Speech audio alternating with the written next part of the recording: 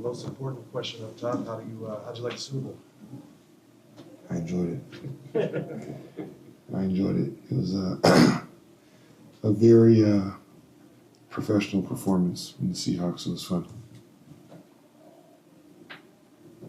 It's not to make you talk about yourself too much, but obviously a couple games away from coaching your first All-Star game.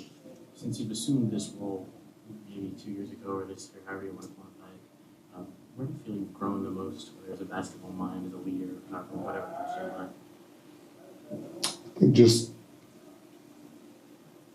the little bit of wisdom that I've gained from the experience that I think every person gains as they go through their own journey and going through the ups and downs and whatever is part of that experience that they're going through.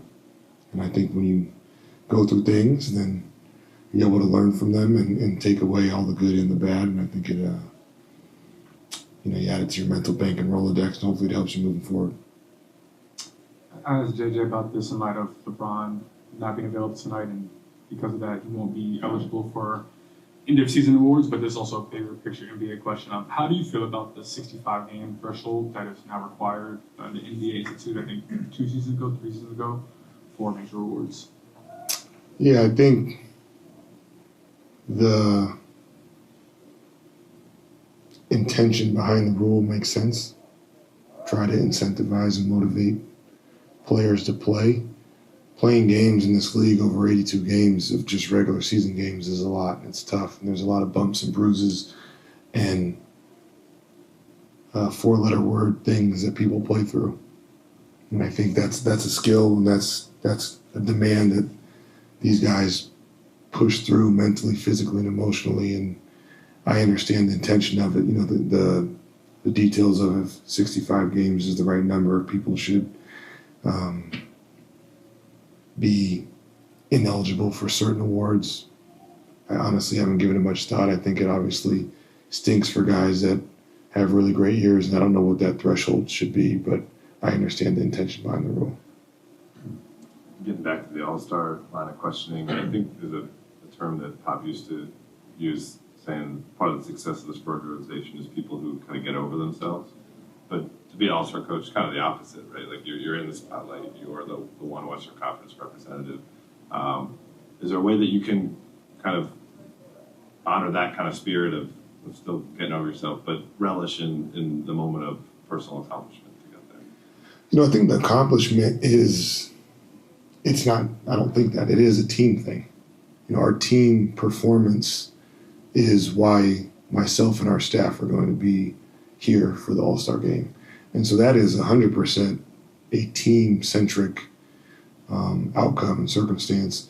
Obviously, being the one that is named the head coach and the experience, there will be some very self-centered moments where I'm sitting on the bench and I look at who's there with me, or I'm in the locker room. And that'll be a really memorable moment and experience that I've come to peace with, that I'm going to enjoy.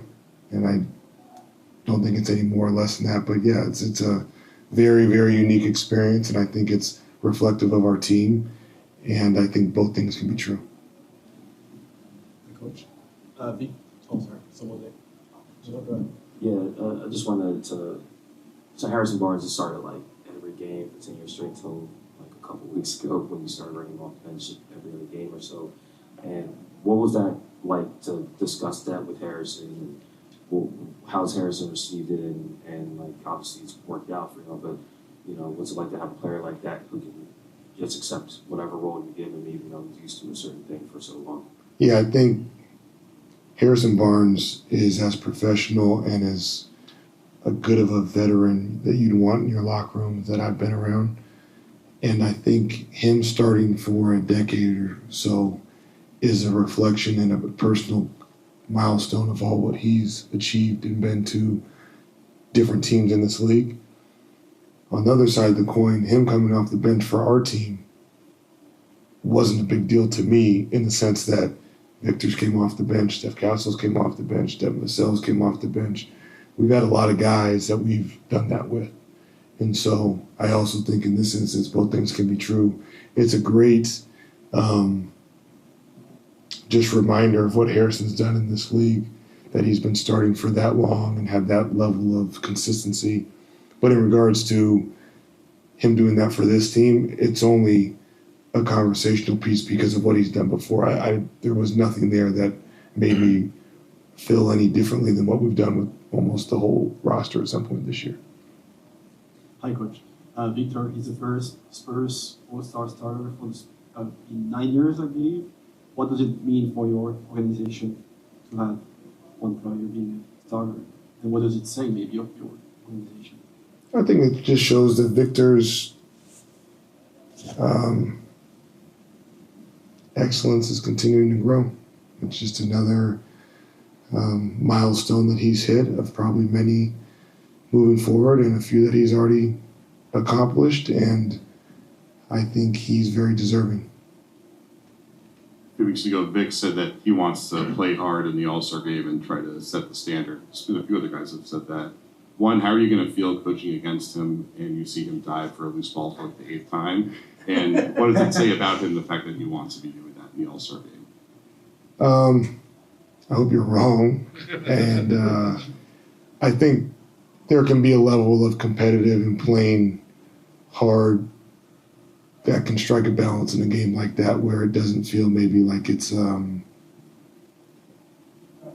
too unserious, I guess.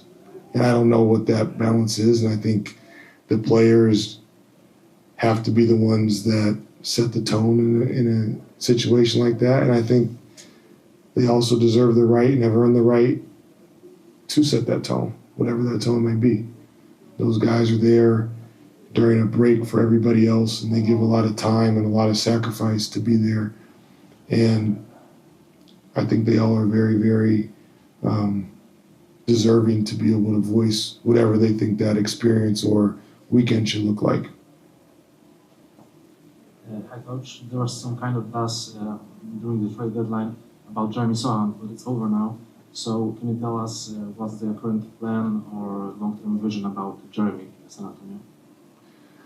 Yeah, nothing's changed in terms of, Jeremy's plan. He's been asked to be the role of defensive disruptor and to be a versatile piece on offensively for us, and nothing's changed in that regard. I know that Jeremy is wanting to play more, like many of people that aren't playing as much, and I am glad that he wants that. That's a competitive mindset that you have to be successful in this league. And as of right now, he has not been in the rotation, and that's a decision that I've made. And I expect Jeremy to continue to come to work every day, be a professional and a great teammate, and he's done exactly that. And that's what you have to do in this league, and sometimes your opportunities don't always come from where you think they'll come or when you think they'll come, and you need to be ready at all times. I guess I'll say this. I do think it's very interesting that De'Aaron Fox and Steph Castle have not been named an All-Star, so I'll answer that question that wasn't asked. But I think 7 teams in this league have multiple All-Stars, and we played pretty good against a lot of the top teams in this league. And I think it's nothing to take away from anybody that's been named an All-Star because they've all had great years. But the only way that I can think that we are deserving of one All-Star must mean there must be a lot of people that have Victor Wembanyama as one of the front runners for the MVP. So thanks for asking.